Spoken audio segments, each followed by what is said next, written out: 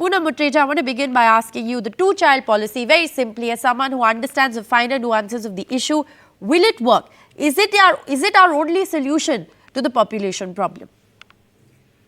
First of all, I'd like to say it will not work.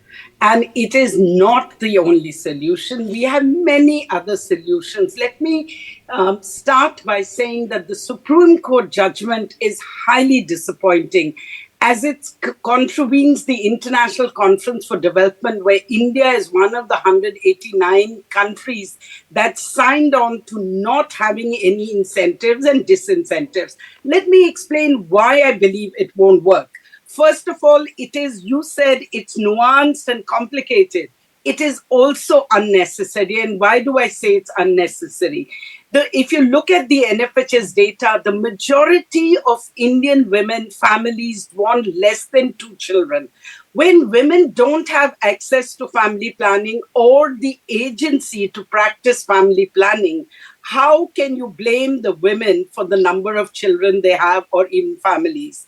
Second, in India, as well as the rest of the world, education is seen as the best contraceptive or any pill that a woman needs for empowerment, a community needs, the country needs.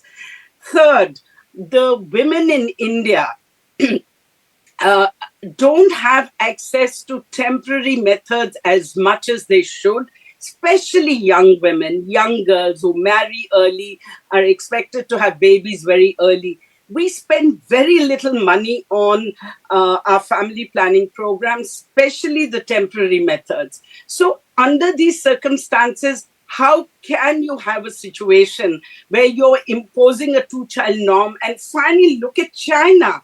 You know, in a country like China, apart from an aging population and decline in a working age population, they have had very extremely adverse sex ratios. India is a country that also has very high son preference. In a situation like that, if people were to have one child or two-child policy, then there'll be more boys born and less girls, which will be extremely disturbing for our birth ratios. And when China, we should learn from China's mistakes and not think about emulating them.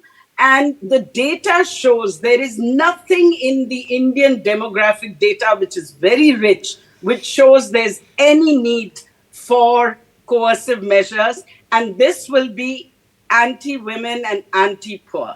Okay.